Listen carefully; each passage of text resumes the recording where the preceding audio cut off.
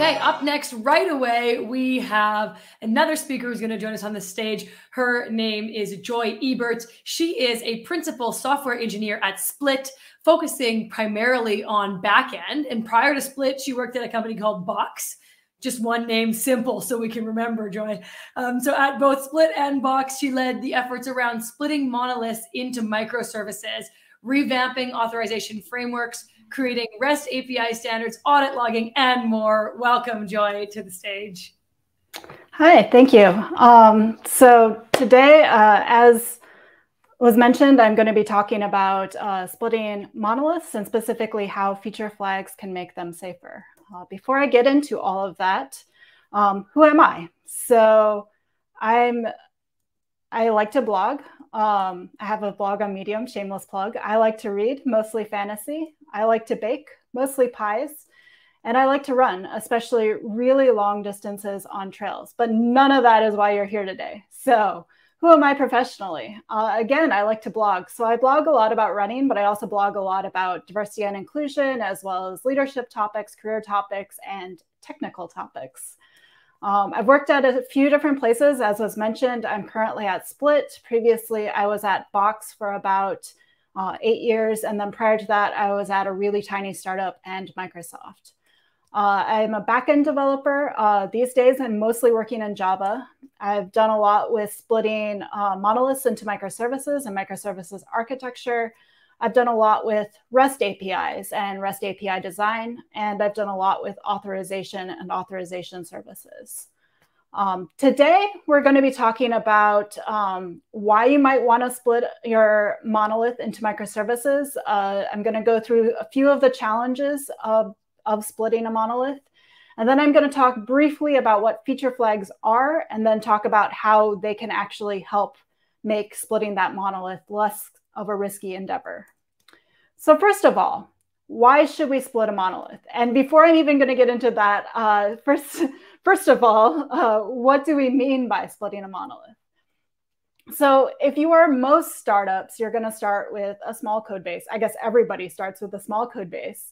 And then over time, it's going to get larger and larger and larger. And then at some point, it's going to be big enough that you start thinking about splitting into microservices.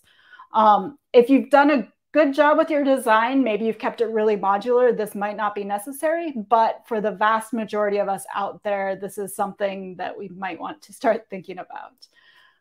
And by splitting it into microservices, the typical way to do this, which is what I generally mean, is you take a piece of the functionality, a modular chunk, and you move that out into a microservice. Okay, so why might we want to split a monolith? As I mentioned, code entanglement, right? Lack of modularity. So again, start with something small. You build a couple more features. Build a few more features, things aren't too bad yet, and then suddenly you turn around and your code looks like this. I actually mapped out my code at a previous company and it wasn't too far off. So you can get the general idea, right? So this is very bad for a lot of reasons. It's slower to deal with, it's slower to release. But another thing about that is that there's really unclear ownership. So when you have something that looks like this, how do you decide which team owns what, right? Like, let's say we just pick feature X, right? But feature X actually, you know, maybe it's all of these two classes, but it's a little bit of this class over there and then like a couple methods over here and like a couple lines in these other two classes. So how does that really work? And you can try to keep splitting things up, but as has been the case at various places I've worked, you end up with patches of code that just are still unowned. Nobody really knows who owns them, or maybe they're owned by two teams. And so if there's a problem in it, it's really unclear who's supposed to be the one to take point. And as a result, tragedy of the commons, right? Nobody does anything. So this is generally a problem. Deployment problems. So most deployment pipelines are going to be something like this, right? First you build your code, like you merge your code, right? And then it's going to be built. And then some sort of automated tests are going to be run on it, and then it's going to be deployed, right? And as with any pipeline, if the code doesn't build, the pipeline's going to be blocked, right? Nothing else can go out. If there are problems with the test, if your code breaks the tests, hopefully at least you're not going to release that code, right? So it's, again, going to be blocked.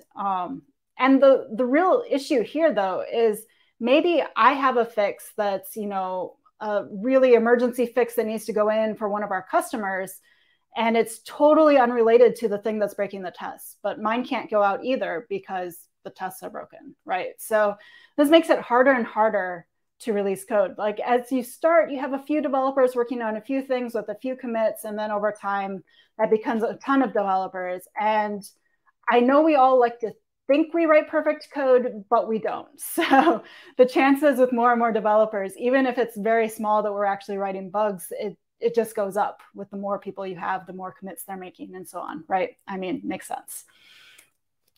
Okay, so that's why you might want to split a monolith. I'm going to talk through a few of the challenges now. So the first one is creating the right size services. So on the left here, like you could be tempted to build a bunch of nano services, and you hear stories about places like Netflix who have a lot of services. The thing that they don't really tell you, though, is that Netflix also has a ton of tooling around this. It's so easy for them to stand up a new service, to replace a service, to monitor their services, right? It's all there already. If you're starting out in this, chances are you're going to have very little tooling, and it's going to be a lot more manual work per service that you have. So you don't want to have too many services, at least at first. And then on the flip side, though, you also don't want to just end up with 2 monoliths that you then have to come back in 6 months and revisit this problem all over again, right? So you want to think about the size of your services. Sort of related to that, you also don't, like we talked about this entanglement being a real problem, you don't want to just keep that entanglement and separate it into services, because now you suddenly have a distributed monolith, which is also a problem.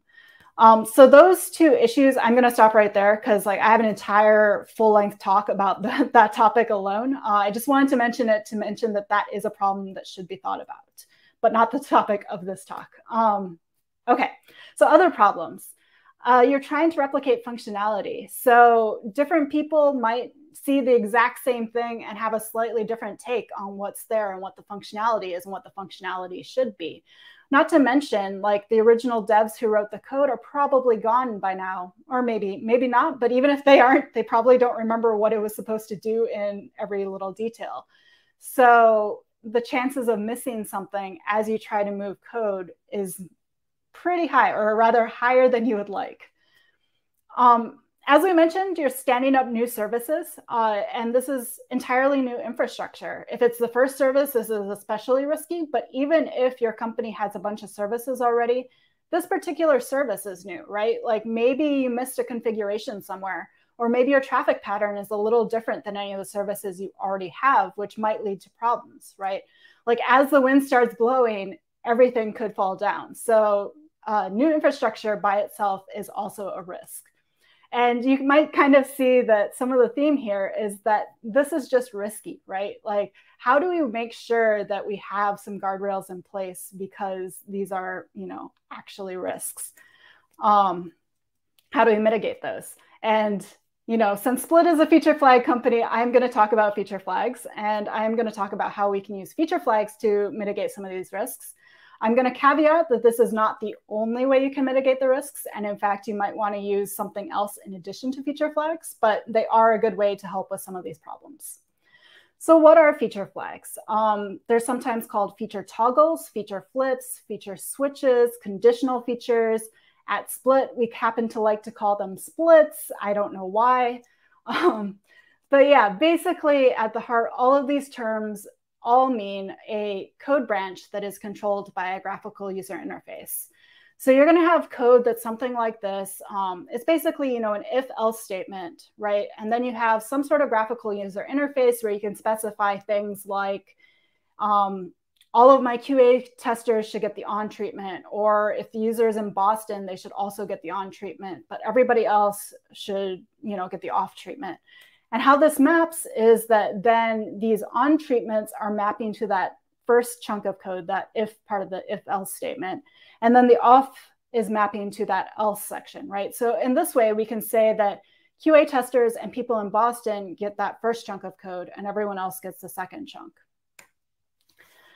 Okay, so that's the basic idea of them. What are their use cases? The biggest one that I'm going to be talking about today is releasing features, but they can also be used for testing in production, ABC testing, custom packages, temporary UI customization. I'm sure our salespeople would give you a couple more use cases here too, but those are kind of the big ones. And then within releasing features, there's sort of three things specifically. So separating deploy from release, being able to perform a canary or ramped release, and then also having an off switch.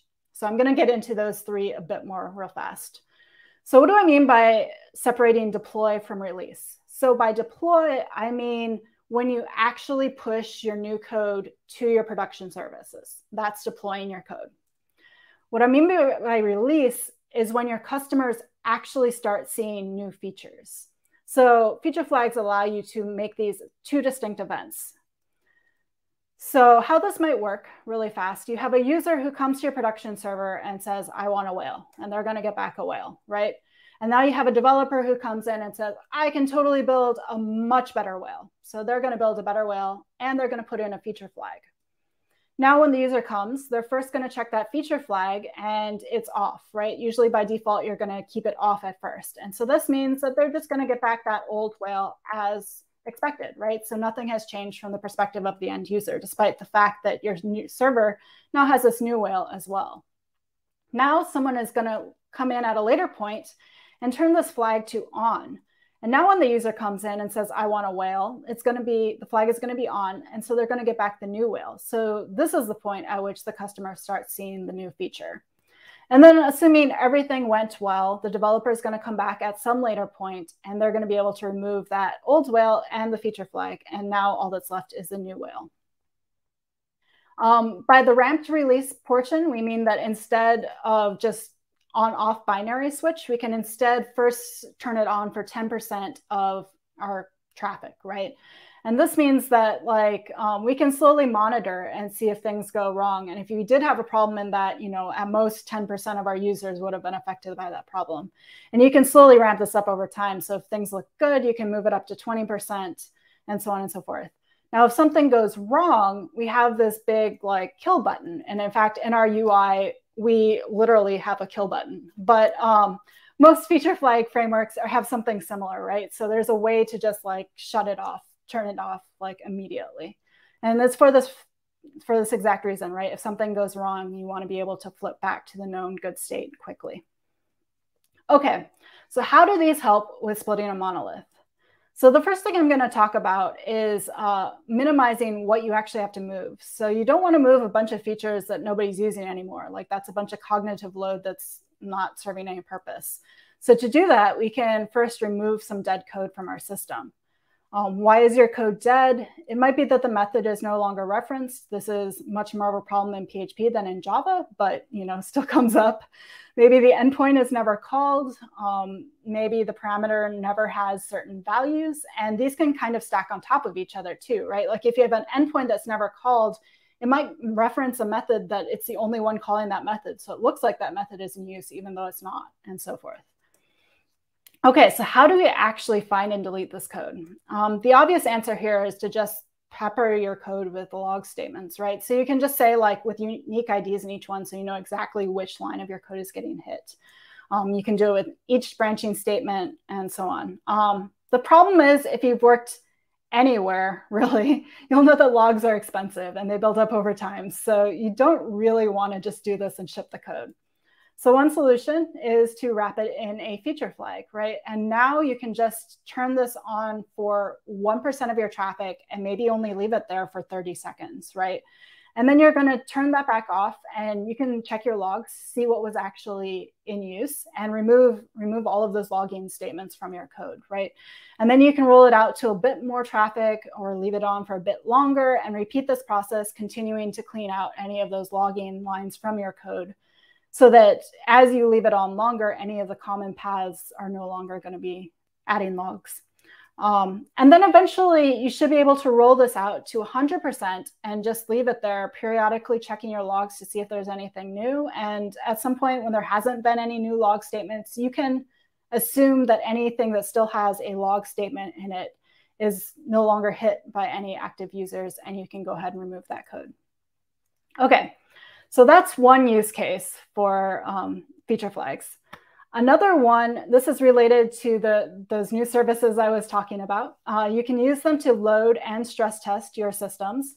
There are a lot of great tools like Gatling or JMeter that do this. The problem with most of these tools is that they rely on a specific set of tests that you write.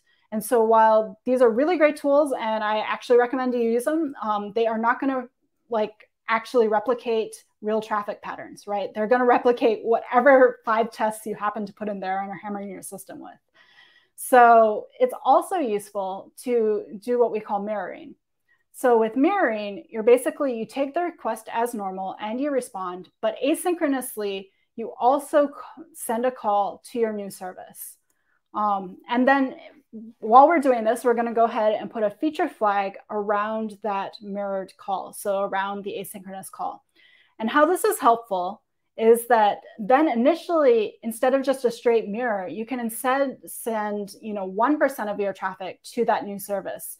And how this is useful is that a lot of times, if you just overwhelm the system, it's going to fall over, and it's going to be really hard to debug why it fell over. However, if you can approach the point when it was going to fall over, a lot of times you can see the minutia of oh, this started happening and then that caused this and whatever, right? So it's a lot easier to debug if you can send a small amount of traffic first. And then over time, assuming things go well, you can ramp up that traffic. You could even double the traffic, right? Send 2 asynchronous requests for every single request that comes in. This is, again, starting to get away from actual traffic patterns, but it's still going to be kind of close to what you might actually see, right? So you can imagine doing a bunch of stuff like this and monitoring, obviously, as you're going along. Okay, another use case, parity testing, right? So this actually has a pretty similar setup to that last one. So again, you're going to be sending requests to your old system. You're going to be responding. And then after or at the point when you're responding, you're also going to send this the response over to this parity checker, which is going to make the same original request to the new service and then compare the responses from both, right? So this is basically checking, does the new thing do the same thing that the old thing does? And if not, we should log. And again, feature flag because logs are expensive. The other thing to note here is that it can be really useful to have a feature flag to be able to target just maybe you only turn it on for one user after you know there's a problem. And then you can really run specific scenarios and try to narrow down exactly what's happening more easily without having all of the logs from everything mixed in, right? So there's other useful things about having a feature flag here, but essentially you use that feature flag to control if you're getting logs about the parity check. And I just want to note really fast that at Box, we did this when we were moving our authorization code to a new service. And we actually realized that we completely missed an entire feature in the process. But the really nice thing about the fact that we did this is we caught that well before a single user saw the response from the new service, right? So nobody realized that we had this problem in our authorization service, and we were able to completely fix that before it affected a single user. So that was really helpful. The other thing here is that we can also slowly roll over traffic. So we've already stress tested it. We think it's okay, but we're still a little nervous, right? So as we're turning on traffic to the new system, just the new system, we can initially roll it out, as we mentioned before, a ramped rollout, so percentage, or we can do something else, maybe you only send your free users there first since they can't, stop paying you if it goes badly, right? They're not paying you already. Or maybe you send your internal users, or you can imagine something else.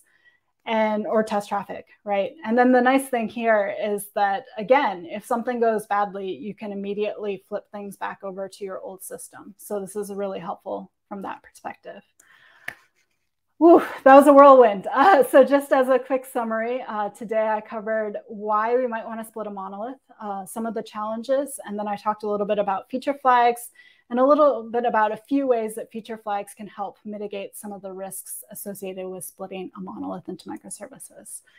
And that's all I have. I don't think we have time for Q&A, but if you have anything, feel free to shoot me an email. Thank you. Thank you so much, Joy. Your talk for me, I like that you got into the technical aspects of it. You were right in there with sharing your screen with all the little like aspects that people need to see. And I think that really resonated with a lot of people. We have a mixed community here at Women Tech Global, and there are, some people that really want to get into that side of things. And then the presentation ends and they go, show me the code. I want to know the real guts of it, so really fun to have you here, Joy. Thank you so much for joining us today. Thank you.